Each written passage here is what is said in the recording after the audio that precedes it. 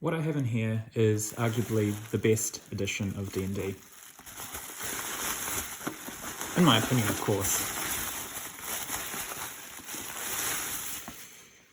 What we have here is a pretty clean version of the original Dungeons & Dragons white box set. This isn't the very original set of booklets. Those came in 1974 in a brown box, and it's not even an original white box. As you can see, there's a little star, and that has the original collector's edition. So this was put out a little bit later, maybe around 1977. I can't quite remember, but what I want to do is just show you what this particular one came with. So as you can see, this is a really pretty clean copy. Like, there's a little bit of wear here and there on the corners, but and on the back is actually kind of where most of the wear is, but really beautiful copy. And this came with, I'll show you what it came with. I've got a few extra things in here, but we'll go through it. It's all upside down, of course, so we'll turn that around. We'll take these out for now because these are supplements that came along later. And again, all of these are in pretty nice condition. But this particular box came with a set of reference sheets, which basically gave an assortment of rules for treasure and spells and magic items and so on. Stats for fighting men, magic users, and clerics. So it's quite a handy little booklet, and just sort of reiterates some of the main rules. And then you've also got the three kind of core books, what you would kind of think of in today's terms as the Player's Handbook, which was entitled Men and Magic.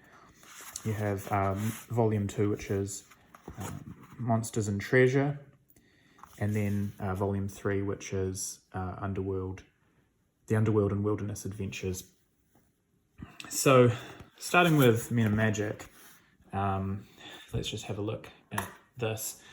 So, why I like this edition, possibly, well, why I do like it, why it is my favorite, is just because it's so simple.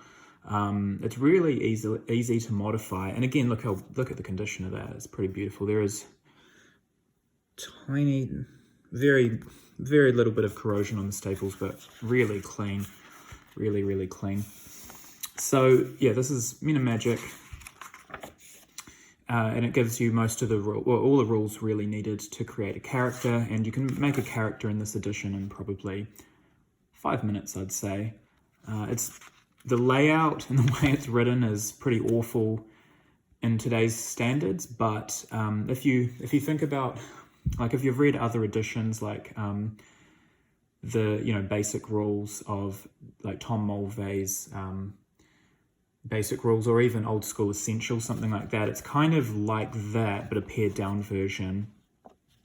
And really, once you get a hang of the basic rules, it's so easy to modify, and so that's why I like it best. It's just like a template that you can use for your adventures. And I also just wanted to thumb through this because probably, well, not everyone has the opportunity to do this, and I think it's just a really interesting look into the history of the game, where it's come from.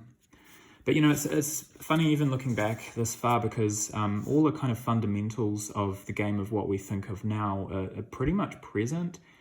You've got the kind of the fighting class, you've got magic users, you've got clerics, and you could play this game quite happily for years on end without any trouble.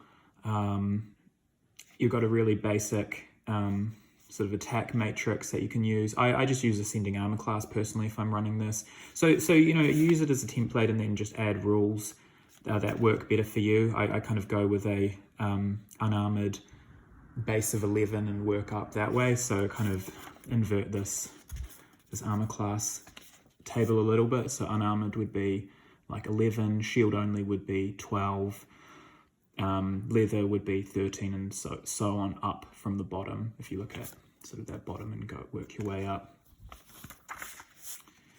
And it's got saving throws, and again, you can just use them as written. You could change them if you want. It just, for me, it's just this really kind of succinct and basic way of starting a D&D campaign. And probably my longest running campaign ever was with this system. I played kind of pretty much every edition of D&D. I own the 4th edition books. I haven't played that yet, but I played everything else, 5th edition inclusive. And the spells were just a lot more open to interpretation, and so I think it just leaves, to me, because it's so basic and so unspelled out, it gives the DM, probably not appropriate for YouTube, but it really just gives the DM a bit more flexibility in terms of what they're wanting to do. Like, you feel a bit more empowered, in my opinion, to make decisions and to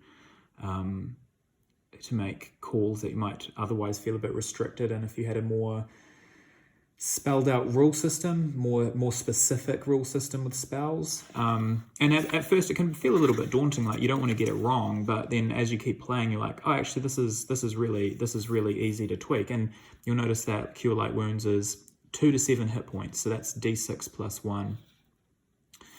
And everything in this edition actually works on a d6 system, so all classes are actually d6 based, so hit points are all d6, and damage does d6, and just kind of pretty much everything's kind of d20 and d6, or you can play it that way. So that's Men in Magic. That's again, it's a very simple way to create a character. That's like the player's handbook, and then you've got the second booklet in the series, which is Monsters and Treasure, Volume 2 of 3 booklets. Gary Gygax and Dave Arneson. And again, you've just got some really sort of classic and basic D&D monsters, ranging from goblins, orcs, ogres, vampires, dragons, things that you'd expect in a D&D game. And some of the other booklets that I've got there that I briefly showed at the beginning of the video as I was unboxing it. It does expand on this a lot more, but even just out of the box, like even just these 3 booklets gives you pretty much everything you need. And again, the thing that's so cool about it is it's just easy to create your own monsters, because everything basically operates on kind of like a d6 basis. You can change up the hit die types with the Greyhawk supplement, which I'll maybe talk about a bit later. But yeah, it's all here, and it's just so easy to use. Like for XP, you can go basically like 100 XP per hit die. So let's just say you kill a single hit die orc, you just award 100 XP divided by however many people in the party there are. That might be on the generous side, but I found that that's a pretty good standard. You also award XP for gold retrieved from treasure, so gold retrieved from dungeons, or just any type of gold. So if you get 100 GP, that translates to 100 gold piece, 100 XP. 100 gold pieces from a dungeon equals 100 XP. So again, you're just distributing that amongst the party. And the artwork in this is pretty amateur by today's standards, but it's kind of charming. Like it's kind of recalls a simpler time. This is before my time. Like I didn't grow up playing this or anything, but I really like it, having come from 3rd edition as the main edition that I sort of played a lot of D&D on, and AD&D as well, 1st edition. So yeah, that's the monsters, and this section here we start getting into magic items. So we've got potions, and we've got scrolls, and again, it's really vague. But for me, some people are like, well, I want all the rules and I want it to be spelled out for me. But for me, I really like that it doesn't do that. It just lets you use your creativity and decide what exactly as a DM you want this to do, and you feel a lot less sort of compelled by the rules to like less boxed in. And so I really created a lot of my own classes in this. I created my own monsters, I created my own spells, even players created a lot of their own spells, which was really cool. And you know, I think you should encourage that as a DM, or in this a ref. They used to call it a ref. So this is the third booklet, Underworld and Wilderness Adventures, and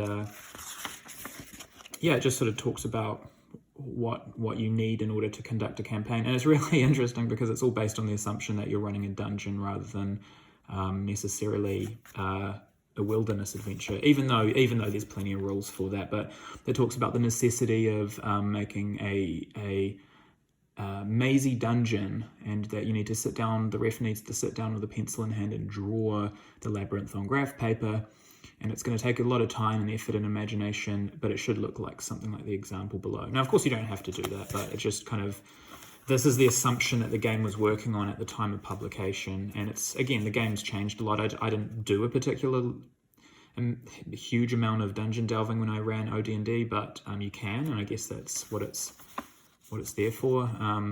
Like, it gives you rules for that if that's what you want to do. And it tells you the sort of monsters that you would encounter at each of those levels. So if you did want to do just an old school dungeon crawl, this actually gives you everything you need to know. Like, it tells you that these are the sorts of monsters you should potentially encounter on a first level dungeon. If you really wanted to delve down into the depths of a fourth level dungeon, you know, you might encounter a white ape or a Myrmidon, which is, I believe that's like a leveled fighter, like a fairly high level fighter. It talks about one of the things it does in Men in Magic is actually outlines what different classes are, what they're called. Like, it gives a title for classes. Let me see if I can find that really quickly.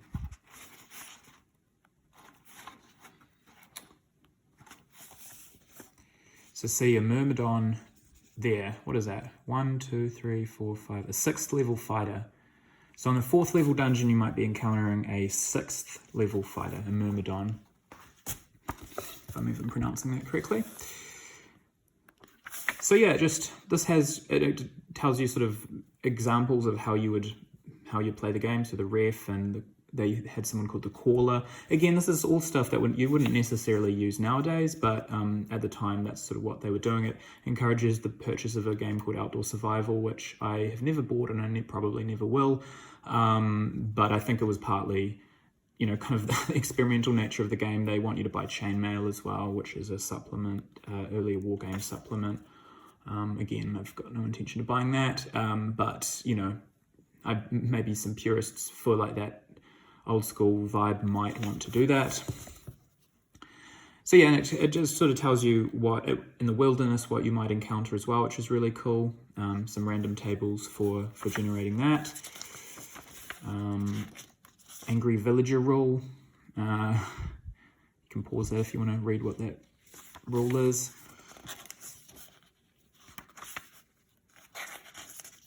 Talks about boats, naval combat. So it really has like a lot of what you would need. I don't find myself missing much in this, even though this was pretty much the first iteration of the game, like the first set of rules. Because remember, this is a reprint of that first set of rules that came in the brown box. It's pretty much the same. They did change a few things, like they removed Tolkien references, because in the first printing they had Tolkien references to hobbits and tree ants, things like that. So they had to remove that, but you can still find the word hobbit has slipped into even this. I think it's a 7th printing maybe. So yeah, this is the basic 3 little booklet OD&D white box. Got the covers around the wrong way, but if you're wanting to add more complexity, you've also got the supplements. So Greyhawk, this is what I was saying, this adds quite a bit more rules. This adds like the thief class, this adds, and I might actually do a separate video on this, but adds, I think the paladin as well might be in here. And as you add these supplements, you get this increasing amount of complexity. Like I think in Blackmoor you've got the druid, if I remember correctly. Probably don't, but what have you got in there? Monks.